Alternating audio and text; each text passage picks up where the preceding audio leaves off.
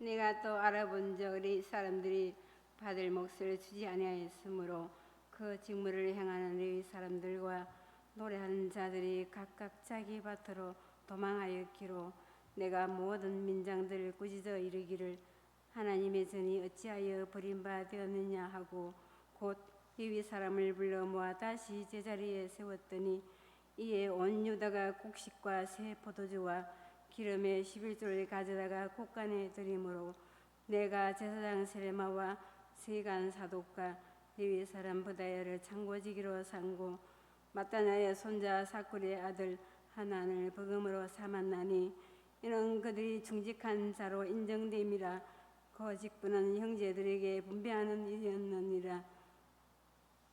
내 하나님이여, 이 일로 말미암아 나를 기억하옵소서. 내 하나님의 정과 그 모든 직무를 행하여 내가 행한 선한 일을 도말하지 마옵소서. 아멘.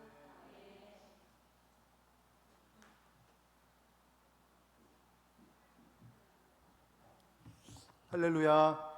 아멘. 네, 지금까지 헌신 예배 그리고 앞으로의 헌신 예배 가운데 오늘 믿음 사역회 헌신 예배는 전에도 없었고 후에도 없을 줄 우리 다시 한번 큰 박수로 감사하겠습니다.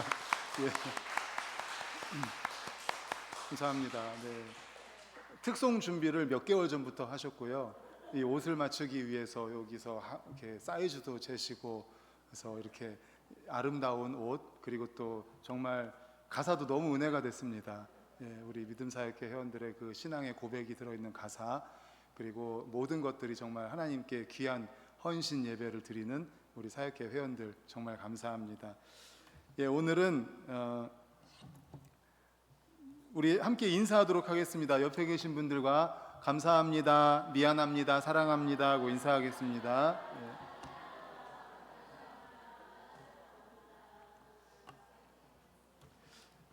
예, 오늘은 믿음 사역회 헌신 예배로 느헤미야 13장 10절에서 14절을 본문으로 충직한 자라는 제목의 말씀으로 함께 은혜를 나누고자 합니다. 우리 말씀의 제목도 한번 같이 읽어볼까요? 시작. 충직한 자. 예, 충직한 자라고 성경에 보면 나옵니다. 그래서 그 말씀을 제목으로 잡았습니다. 고린도전서 4장 2절에 우리가 잘 아는 말씀이 나오죠. 고린도전서 4장 2절 우리 화면 보고 같이 읽도록 하겠습니다. 시작. 그리고 맡은 자들에게 구할 것은 충성이니라. 아멘. 이 충성이라는 말이 나오는데 여기 라틴어의 의미를 보면 이 충성이라는 말에 재미있는 의미가 있습니다. 충성이란 문자적으로 양초가 없다, 양초가 들어있지 않다라는 의미가 있습니다. 양초가 없다는 게 이게 무슨 말일까요? 그 시대에는 로마에서 대리석으로 큰 건물을 지었습니다. 그런데 대리석을 건물을 지었는데 한쪽 귀퉁이에 뭐 상처가 났다거나 금이 갔다거나 뭐 구멍이 났다거나 하면은 이런 모든 것들이 건축이 맨 마무리가 되지 않잖아요. 뭐 무슨 지금으로 말하면 무슨 준공 검사라든지 그런 게 아마 떨어지지 않을 겁니다. 그리고 사고 팔 때도 그런 것 때문에 아무래도 이제 금액이 더 다운된다거나 손해가 있겠죠.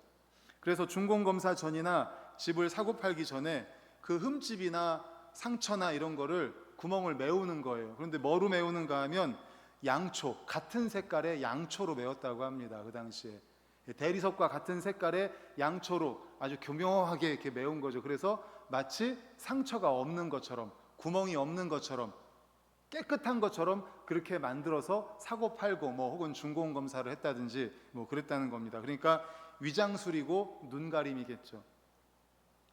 양초로 땜질을 하면 감쪽같이 속일 수 있었습니다. 그런데 시간이 지나서 날이 굉장히 더워진다거나 혹은 뭐 비가 온다거나 뭐 여러 가지로 인해서 양초들이 흘러내리는 거죠. 그러면 그 대리석 건물들은 흠집이 드러나고 구멍이 보이고 그렇게 되는 겁니다. 여기서 충성이라는 말이 나왔다고 합니다. 그러니까 충성이라는 단어는 양초가 들어있지 않다, 양초가 없다라는 말이니까 뭡니까? 속임수를 쓰지 않는다, 정직하게 한다, 가면을 쓰지 않는다, 진실하게 한다, 이런 의미가 있다라는 것입니다. 그러니까 충성스러운 자, 속임수가 없는 자, 가면을 쓰지 않은 자, 진실하고 정직한 자, 이런 자가 바로 충성스럽고 충직한 자라는 것이고 오늘 13절에 보면은 충직한 자가 나오게 됩니다. 오늘 믿음 사역회 헌신 예배 드리는 믿음 사역회 우리 기도의 어머님들이 바로 이런 충직한 자인 줄로 믿습니다. 아멘. 그리고 바라기는 함께 예배 드리는 우리 모든 성도님들도 말씀과 같이 충직한 성도님들이 되시기를 간절히 소망합니다.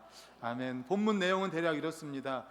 지난주에 이어서 말씀을 드리면 느헤미야가 페르시아에 잠깐 다녀오잖아요. 페르시아에 잠깐 다녀오는데 그 사이에 정말 있을 수 없는 일이 일어납니다. 느헤미야가 성벽을 중건하는 일을 하는데 그때 초창기에 산발랏, 도비야, 게셈 합쳐서 뭐라고 그랬죠 제가? 산도깨비, 산발랏, 도비야, 게셈이 성벽을 중건하는 일을 막 방해하는 거예요. 그런 사람들이 있었는데 이 느헤미야가 페르시아에 다녀오니까 그 사이에 엘리야십이, 제사장 엘리야십이 도비야에게 방을 내준 겁니다. 이 성벽을 중건하는 일을 방해했던 도비야에게 방을 내줬어요. 그런데 그 방이 어떤 방입니까? 11조 헌금을 저장하는 그런 재정부실과 같은 방을 내어준 거예요. 그러니까 어떻게 됐습니까? 11조가 레위인들에게 제대로 공급이 안 된 거죠. 그러니까 레위인들이 하나님 제사하는 일을 해야 되는데 생활이 안 되니까 각자 뿔뿔이 흩어져서 자기 생업을 찾아간 겁니다. 이런 일이 일어난 거죠. 그러니까 결국 성전의 봉사 직무가 제대로 진행이 안 되니까 예배가, 제사가 제대로 진행이 안 된 거죠. 자격 없는 자들이 제사일에 관여하니까 성전 제사가 질이 떨어진 겁니다. 느헤미야는 이에 책임자들을 만나서 책망하고 레위인에게 줄 것을 제대로 주게 합니다. 그런 일을 누구에게 맡겼는가 보니까 13절입니다. 우리 13절을 화면을 보고 같이 읽겠습니다. 시작. 내가 제사장 셀레미야와 서기관 사독과 레위 사람 부다야를 창고지기로 삼고 마따냐의 손자 삭굴의 아들 하난을 버금으로 삼았나니 이는 그들이 충직한 자로 인정됨이라. 그 직분은 형제들에게 분배하는 일이었느니라. 아멘. 그들로 하여금 이제 백성들의 곳간에 드린 11조를 관리하고 분배하는 일을 하게 했습니다. 그런데 이들에게 그 역할을 시킨 이유가 있습니다. 13절 다시 한번 보여주십시오. 앞에 제사장 셀레미야 그리고 서기관 사독 레위 사람 부다야를 창고지기로 삼았습니다. 그 다음 넘겨주세요. 마따냐의 손자 삭굴의 아들 하난을 버금으로 그 일을 도와주는 사람으로 삼았습니다. 그런데 그렇게 한 이유가 뭐예요? 그들이 어떤 자로 인정되었기 때문에? 충직한 자로 인정되었기 때문에. 그들이 충직한 자로 인정이 되었기 때문에 그들에게 이 역할을 맡겼다라는 것입니다. 할렐루야. 아멘. 그렇습니다. 바로 이겁니다. 충직한 자. 제사장 셀레미야, 서기관 사독, 레위인 부다야 그리고 하나는 충직한 자였습니다. 그래서 그들에게 11조를 분배하는 일을 맡겼던 것입니다. 그러면 충성이, 바로 이 충직이 재물을 관리하는 사람에게만 요구되는 덕목일까요? 그렇지 않습니다. 충직은 모든 직분자에게 요구되는 덕목입니다. 지혜가 많아서 직분을 맡겼는데 충성스럽지 못하면, 충직하지 못하면 직분을 감당하지 못합니다. 충성되지 못한 사람은 아무리 다른 조건들이 출중하다 해도 그 직분을 바르게 잘 감당하지 못합니다. 충직은 직분을 맡은 자에게 가장 필요한 것입니다. 가장 기본적인 것이고 가장 기초가 되는 것이 바로 충직입니다. 그래서 디모데전서 3장 11절에도 보면 집사의 기본적인 덕목이 나오는데 우리 함께 화면 보고 읽겠습니다. 시작. 여자들도 이와 같이 정숙하고 모함하지 아니하며 절제하며 모든 일에 충성된 자라야 할지니라. 아멘. 충성된 자라야 한다라고 이렇게 말을 합니다. 비록 지혜가 부족하고 능력이 조금 부족해도 하나님의 일을 이루어가는 것은 바로 자기 직분에, 자기에게 맡겨주신 일에 충성하는 자입니다. 충직한 자입니다. 그러므로 사랑하는 성도 여러분, 어떤 직분을 맡았든지 그 직분에 충성할 수 있기를 간절히 축원합니다. 나에게 맡겨주신 것은 물론 연말에 당회를 통해서 우리 장로님들과 당회에서 그분들에게 직분을 맡겨드립니다. 장로님으로, 안수집사님으로, 권사님으로는 항존직으로 이제 직분을 맡겨드리고, 그 외에 남녀 서리 집사님, 또 위원회별로 부장님, 또 위원들, 뭐 찬양대, 찬양팀, 교사, 또 봉사부 등등 여러 가지 많은 직분을 당회의 인사 당회를 통해서 결정한 뒤에 이제 하나님께서 당회에 주신 권위를 통해서 당회에서 그렇게 기도하면서 결정해서 발표를 하는 거예요. 결국 그것은 하나님께서 주시는 겁니다. 우리에게 하나님께서 많은 직분을 맡겨주셨습니다. 항존직의 직분을 맡겨주셨습니다. 또 남녀 서리 집사님의 직분을 맡겨주셨습니다. 위원장님으로, 또 부장님으로, 찬양대, 찬양팀, 또 색소폰, 또 교사로, 봉사부로, 안내로, 헌금위원으로, 방송부로, 또 재정위원으로 등등 여러 가지로 많은 직분을 맡기셨습니다. 이 모든 직분은 하나님께서 맡기신 것이므로 이 일에 충성할 수 있기를, 충직할 수 있기를 간절히 축원합니다. 아멘. 충성이란 말은 뭐가 없다는 뜻이라고 그랬죠? 처음에 양초가 없다. 예, 양초로 건물을 만든 뒤에 건물에 틈이 간 곳에다가 양초로, 색깔 똑같은 양초로 해가지고 틈이 없는 것처럼, 색깔 똑같은 양초를 써가지고 상처가 없는 것처럼 그렇게 거짓으로 포장하지 말라는 거예요. 충성이 뭐예요? 하나님 앞에 정말 정직하게, 신실하게 최선을 다하는 겁니다. 거짓으로 이렇게 양초를 바른 것처럼 그렇게 하지 말라는 거예요. 직분을 맡았을 때 충성된 자에게 요한계시록 2장 10절에 보면 이와 같이 약속하고 계십니다. 우리 함께 화면 보고 읽겠습니다. 시작. 내가 죽도록 충성하라. 그리하면 내가 생명의 관을 내게 주리라. 아멘. 충성한 자에게, 충직한 자에게 뭘 주신다고요? 생명의 관을 주신다고 분명히 약속하고 계십니다. 그리고 잘하였도다 착하고 충성된 종아라고 칭찬하십니다. 그러므로 하나님께서 맡겨주신 직분에 충성하는, 충직하는 우리 성도님들 되시기를 간절히 축원합니다. 그래서 생명의 관을 받으시고, 그리고 잘하였다다 착하고 충성된 종아라는 칭찬을 듣는 우리 모든 성도님들 되시기를, 특별히 헌신 예배 드리시는 우리 믿음사역회 회원들 되시기를 간절히 축원합니다. 아멘. 이렇게 충직한 자들을 선택을 해서 그들에게 11조를 관리하고 분배하는 일을 맡긴 느헤미야가 이어지는 14절에 보니까 이렇게 기도합니다. 우리 14절도 같이 읽겠습니다. 시작. 내 하나님이여, 이 일로 말미암아 나를 기억하옵소서. 내 하나님의 전과 그 모든 직무를 위하여 내가 행한 선한 일을 도말하지 마옵소서. 아멘. 기독교 교리의 핵심 중 하나가 은혜의 교리입니다. 굉장히 중요한 교리죠. 그래서 성경에는 은혜라는 말이 많이 나옵니다. 신약 성경에서 말하는 은혜의 의미는 자격 없는 자에게 값없이 베푸는 하나님의 선물을 은혜라고 합니다. 특별히 우리가 잘 아는 에베소서 2장 8절 우리 화면 보고 같이 읽습니다. 시작. 너희는 그 은혜에 의하여 믿음으로 말미암아 구원을 받았나니 이것은 너희에게서 난 것이 아니요 하나님의 선물이라. 아멘. 그렇습니다. 우리의 구원은 은혜에 의하여 믿음으로 받은 것입니다. 그러니까 은혜가 뭐라고 그랬어요? 받을 자격이 없는 사람. 우리는 이 구원을 받을 자격이 없는 사람입니다. 받을 자격이 없는데 하나님께서 선물로 거저 주시는 거예요. 그 은혜, 바로 그 은혜에 의하여 믿음으로 말미암아 우리가 구원을 받았습니다. 우리는 자격이 없지만 은혜로 구원을 받았습니다. 그래서인지 우리 그리스도인들은 은혜라는 말을 들으면 그냥 공짜라고 생각을 하는 것 같아요. 값없이 주시는 선물이니까, 우리는 받을 자격이 없는데 그냥 하나님이 주시니까 공짜, 이렇게 생각을 하는 것 같아요. 하지만 받는 입장에서는 공짜지만 베푸는 입장에서는 희생이 따릅니다. 우리가 거저받은 것 같은 구원도요, 예수 그리스도가 십자가에 달려 먼저 죽으셨기 때문에 우리가 거저받을 수가 있는 거예요. 예수 그리스도라는 그 독생자 예수님, 십자가가 피가 있었기 때문에 우리는 거저받았지만 하나님 편에서 보면 너무나 큰 희생을 치른 거죠.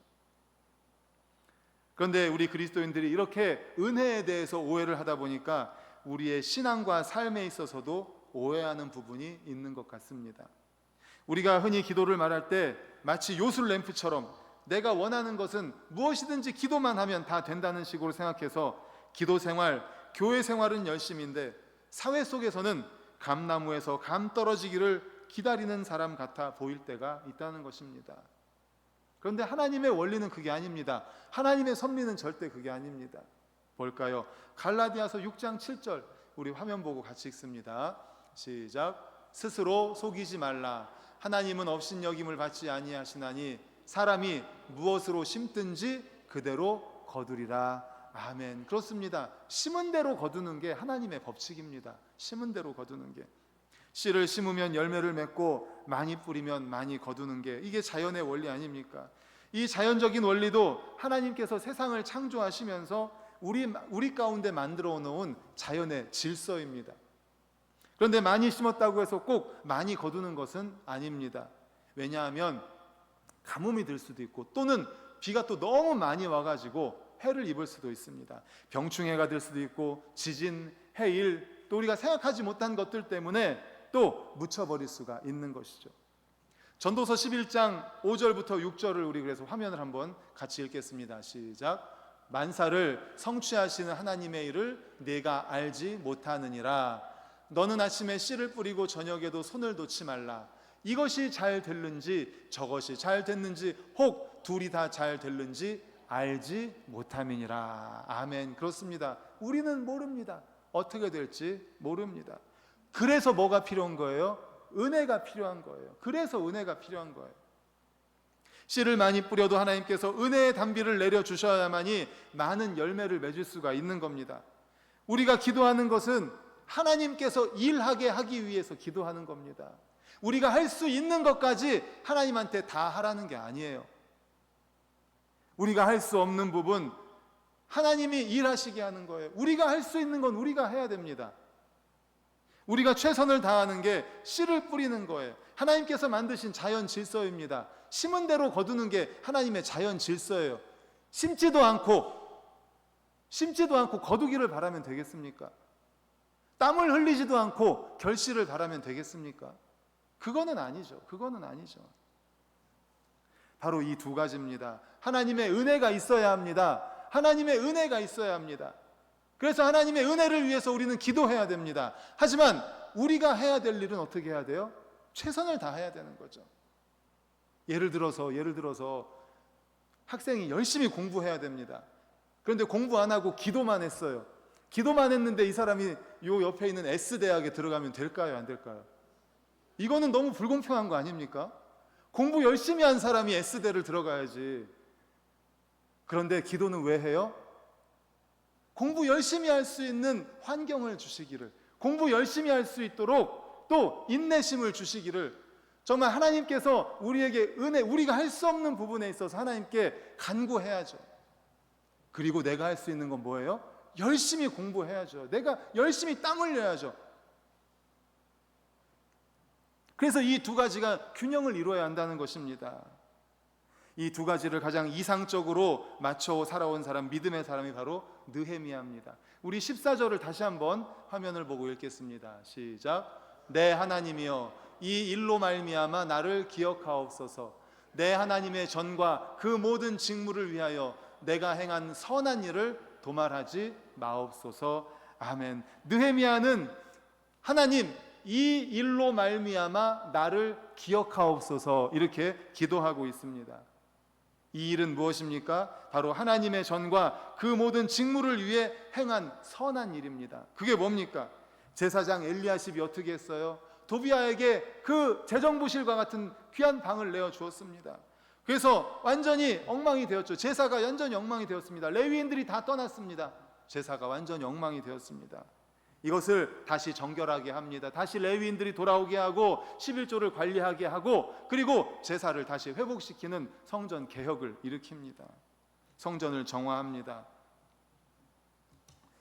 느헤미야는 유다의 총독이지만 그는 하나님을 정말로 사랑하던 믿음의 사람입니다.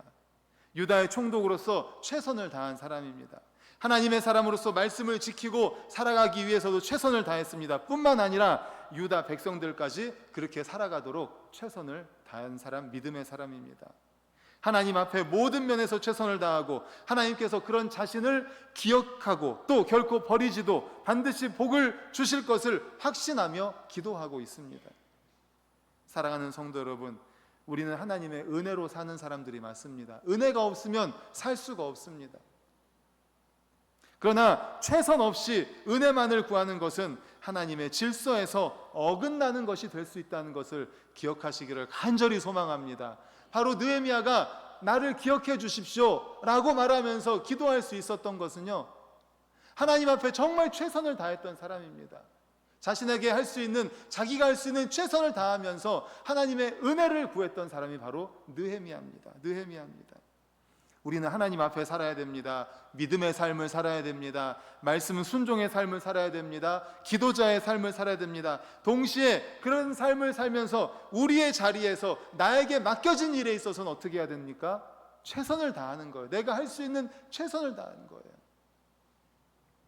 하나님은 그 사람을 버리지 않습니다. 잊지 않으실 것입니다. 귀히 여기실 것입니다. 반드시 복을 주실 것입니다.